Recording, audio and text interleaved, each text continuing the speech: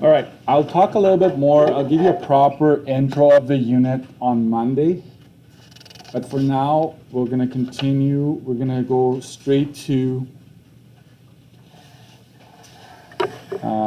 filling in this section right here.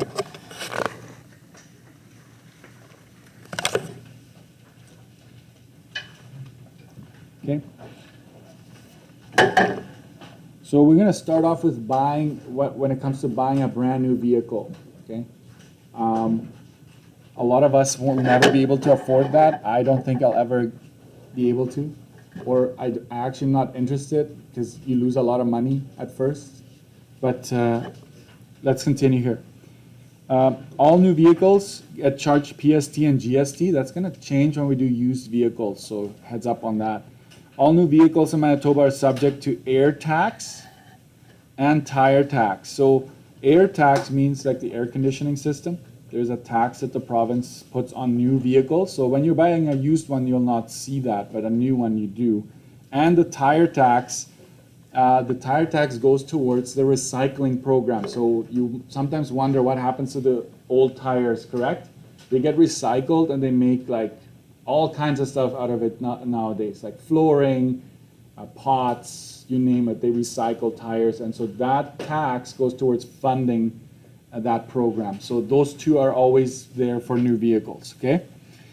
Standard equipment is basic equipment. So if you see standard equipment, that's basic equipment that comes with a vehicle, that is included in the MSRP. What in the world is that? You've probably seen it, MSRP right up here. It stands for manufacturer's suggested retail price. So the manufacturer will say, hey, we did the math and this car should be $39,000. Right? So they suggest, the dealer can do whatever they want. They can give you a discount, what have you. But standard equipment is what's included in the MSRP. Optional equipment are extras that you can add for a fee. So sometimes an entertainment unit or different rims or different trim or a sunroof versus moonroof versus no roof. I don't know if that's even a thing. But that's extra, right? You're gonna sit down with them and you're gonna say, I want the sports package or whatever. That's extra, okay? Warranty is a plan that covers major repairs,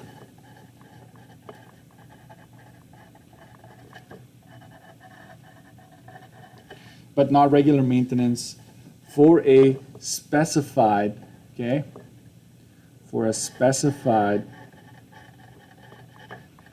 period of time, or mileage. Why do I say or mileage? Well, if you drive a lot, you're gonna, even if they say it's a 5-year warranty, sometimes they also have a mileage restriction. So if you reach 100,000 kilometers in 3 years, then the warranty is done. They no longer cover because it's the amount of driving that affects what's going to happen to the car, right? The freight is the cost of transporting the vehicle from the manufacturer. Sorry, I know it's not a lot of space there. From the manufacturer to the dealer. So freight is what they charge you as well often. PDI, I don't know if you've ever seen that. I look at ads, I see PDI often. PDI stands for pre-delivery inspection. Air tax is $100. It's a $100 fee that the government of Canada applies to vehicles with air conditioning. Only applies to, there's another fill in the blank, new vehicles. And this is a federal tax. Next, the tire tax. It's a provincial fee. And and it's to fund the nationwide tire recycling program. That's what it does. That's important to know. Okay? And it usually costs $4 per tire. So 16 plus your spare tire. So that's 5. Yeah. So 20 bucks. Not much, but anyways. Trade-in. You probably know that one, right? Trade-in, most dealerships will take your used vehicle and subtract, before adding taxes, its value to the purchase of the car. So trade-ins are often, they take your old beater and you put it towards the car. I think you all know that. Depreciation. This is also important in this unit, in this section in particular. Amount by which an item decreases in value. Okay. How much it decreases in value. And the residual / depreciated value, it's the remaining value.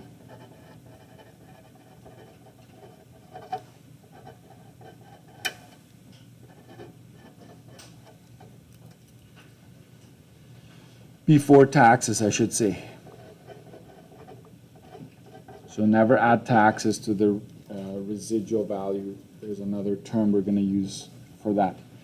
So your first piece of homework is going to be like whenever something is boxed in, those are very important items that you should add.